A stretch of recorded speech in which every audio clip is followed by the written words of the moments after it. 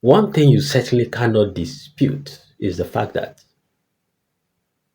the media plays a very crucial role in every democracy. Very crucial role. That our democracy will mature, that we will grow from one stage of our democratic culture to another. The media has a major role to play.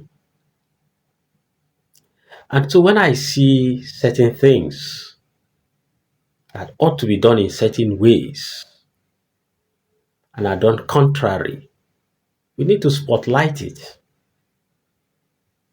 We need to spotlight it.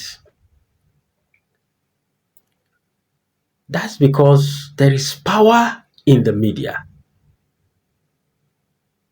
Today we are going to be talking about the role of a media aid in shaping our political culture. If you take a look at our political environment today, you will agree with me that to a very large extent, the political environment in Nigeria is polluted with so much animosity, so much gutter language, so much negative exchanges, immaturity among the political class, among the different political camps. In fact, when you and I don't belong to the same political circle today in Nigeria, it looks like we are enemies, we are rivals. I will put the blame on the doorsteps of some media handlers of political figures in this country. How do I mean? I'm just going to use two examples of recent developments to portray what I'm trying to say. I take, for example, the reaction of the presidency to the coalition by members of the ADC. In the first place, if I were part of the media team of the president, the presidency to be precise, I would not advise that we react to the coalition at all. You know why? Because the presidency is not supposed to be seen as being interested in anything partisan or politics. The presidency is supposed to be seen being more interested in governance. And so, anything that has to do with party politics should be left to the parties. In this case, the APC, because that's the party that the president belongs to. And luckily, the APC has, just like every other political party, its own publicity arm, well equipped to respond to issues of party and politics. The presidency is supposed to be portrayed in such a way that it is the prime mover of the country. But the situation where I see the presidential media aides not only coming to react to issues that have to do with party politics, but also even using unprintable language to describe a group of Nigerians, no matter how failed you think they are, no matter how spent you think they are, no matter how unsuccessful you think they are, I do not think that it was right for the presidency to condescend to reacting to partisan issues. That's one. Because these people are all Nigerians, irrespective of what they have chosen to do, the constitution empowers them to congregate, to form associations, even if it has to be against the political party of the president. Now, if I were to even respond to such a move, as a presidency, I would try to be the father that I am. I'm talking of the presidency now, not even the president. The presidency is the father to all the political parties, all the citizens, everything that has to do with Nigerians, because that's where the power resides. So if I were to react to that kind of a move by some concerned Nigerians, what I would do is to embrace it, is to welcome the idea. Oh, fantastic. As a matter of fact, this is long overdue. We have longed for a robust opposition all along. Because we are a government that gives room for dissenting voices. We are a government that embraces opposition because we believe that in a democracy, the opposition is part and parcel of the process of governance. And so we like the fact that Nigerians have decided to come together under an umbrella to raise their voices. And this will trigger the government to go even beyond bounds to make sure that it brings good governance to Nigerians. So you are most welcome as an opposition.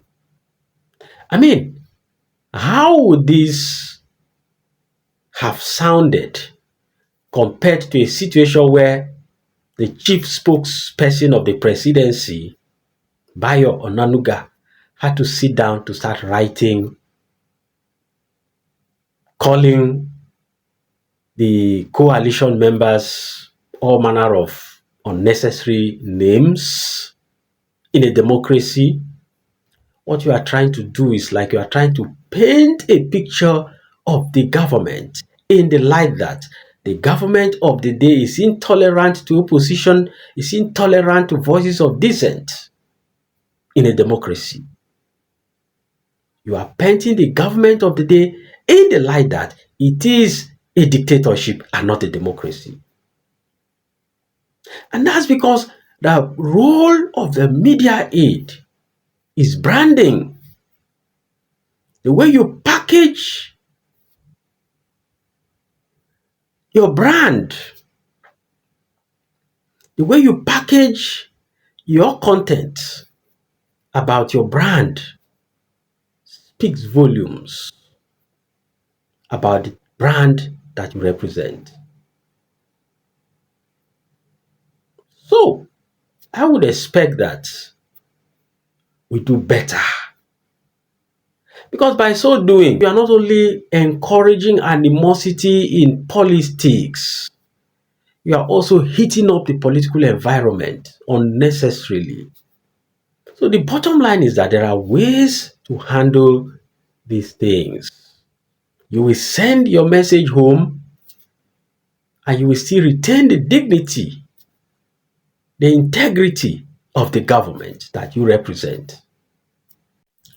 Okay, if not for any other thing, for the fact that opposition is also part of any democracy, you are most welcome. And by so doing, you find out that you give Nigerians an impression that, oh, this government is welcoming, this government is friendly to opposition, and by so doing, you win more sympathy to yourself. But a situation where you resort to name calling, gutter language, you are actually winning sympathy for the opposition. For that reason alone, you find out that a lot of people, we just want to associate with the opposition out of sympathy, because they believe that those of you in government are using the instrumentality of government to oppress and try to suppress the voices of opposition. And that's the role of the media aid. And something you must know is that the role of the media aid is advisory. You're not supposed to go neck deep into politics. Of course, the demands of the office require that you play the politics with your boss who employed you. But in doing that, you just still have to stay professional. You just still have to stay professional. I've seen media aides who will never use any negative language to describe anybody, irrespective of the political divide that they belong to.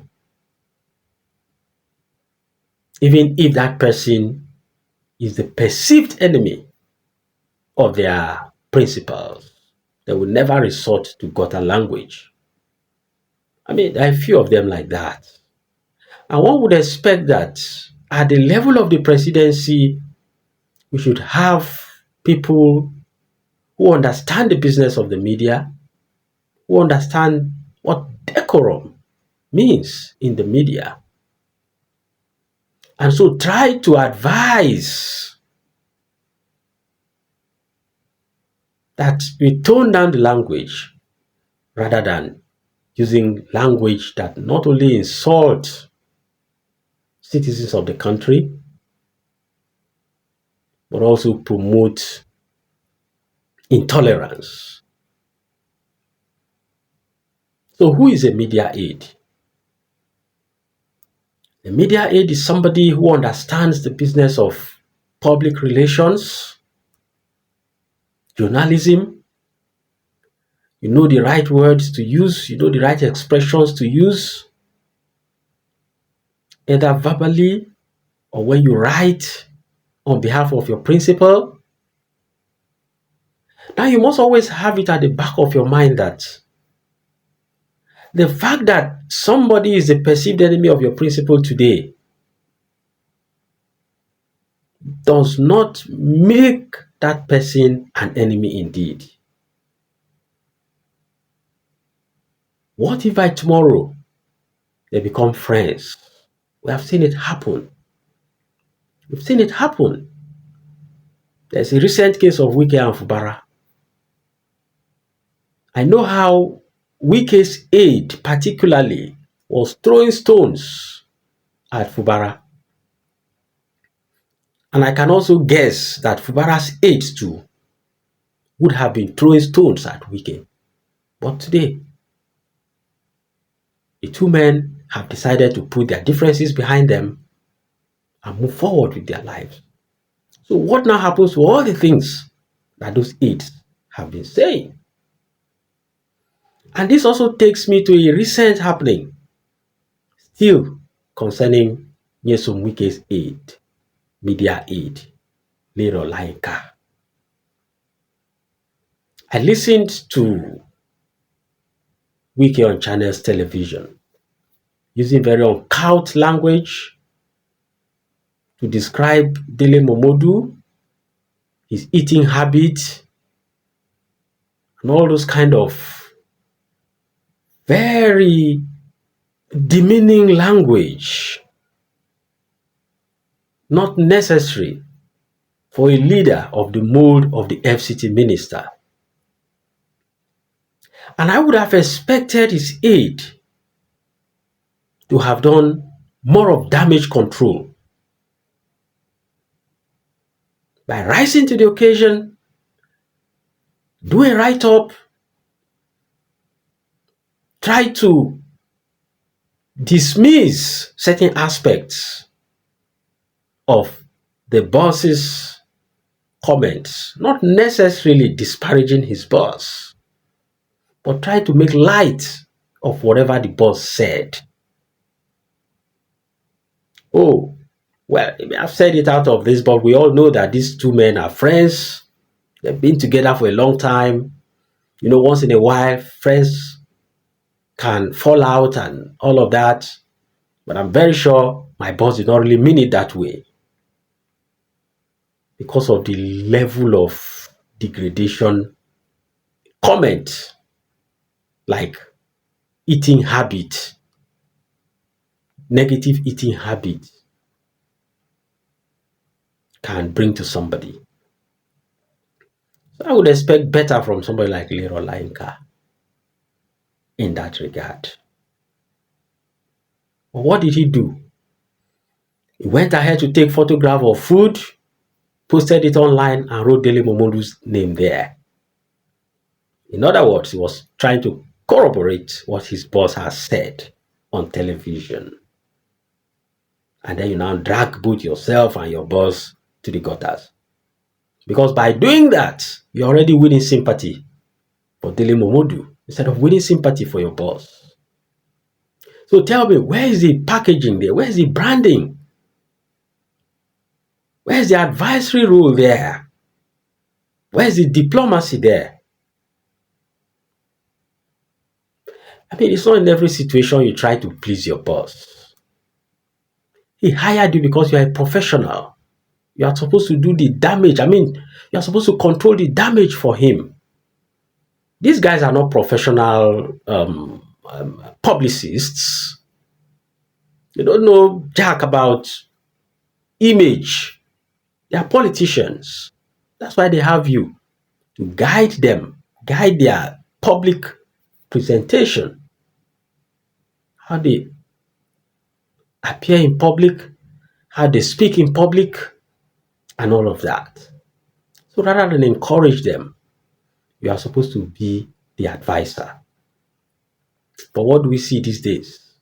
You see media aides who will always want to counter everything that the perceived enemies of their bosses say without even making effort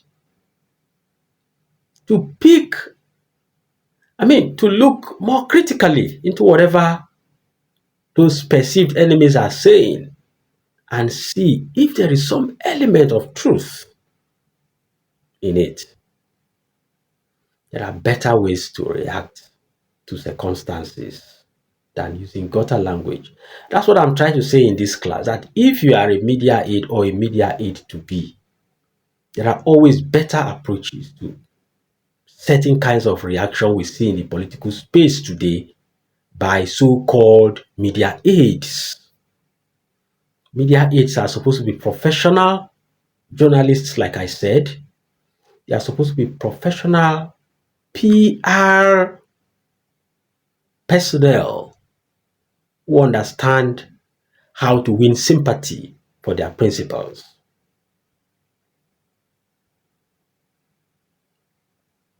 So that's all what this particular episode is about. We can do it better. And believe you me, if we have media aides of politicians practicing the ethics of both journalism and public relations, we would have a more sane political space in this country. Because when you hear that our polity is being heated up, when you hear that there is so much animosity, it is the vibes that come from the media. And more often than not, they are fueled by the media aides of these public office holders. We must correct all of these things. Because whether we like it or not, that thing you call a small role is adding some value or taking away from our democratic journey. So we must do things the right way. So as you grow up to become a media person or a media aide, don't do it the way some of these guys are doing it. That's what I'm trying to say. They're not practicing media, they're not practicing PR. They are enmeshed in politics already. And that's why they prefer to use gutter language to address issues. A lot of times they won't even address the issues they are supposed to address. They will leave issues and start attacking personalities. That's not media handling. If they say there are issues with your government, give us reasons to think that we were wrong to have accused your government. Bring statistics if you have them. It's as simple as that. So there's no rocket science to it. But what you see today is these guys just come out, leave the issues aside as if we don't, I mean, Nigerians don't have any, right to ask questions or even criticize the government. They start attacking people, attacking individuals, and leaving the issues. It's not done. A media aide is supposed to be very cultured. A media aide is supposed to know where to draw the line. A media aide is supposed to be responsible for the branding of their principal. A media aide is supposed to be very polished in the way they reason, in the way they talk, in the way they write. So much so that you will drive your point home without resorting to insult. And most importantly, media aide will try as much as possible not to be dragged into the murky waters of politics. Nobody is saying as a media you shouldn't play politics or you shouldn't be a politician if you choose to be. But while still playing that role of the media aide, stick within that limit. And when you are done with that role, you can dive fully into politics. If you try to combine media and politics, you will have problem. Your objectivity will be affected and it will affect your performance as a media person. So I think these are some of the points you need to note. There are so many of them. These are the basic points. Okay? And I hope that you have learned one or two things. Thanks for following Coach Pius Media Class. If you have not already subscribed to my YouTube page, kindly do so. Because there's still so much, so much we need to talk about in the media. Yes.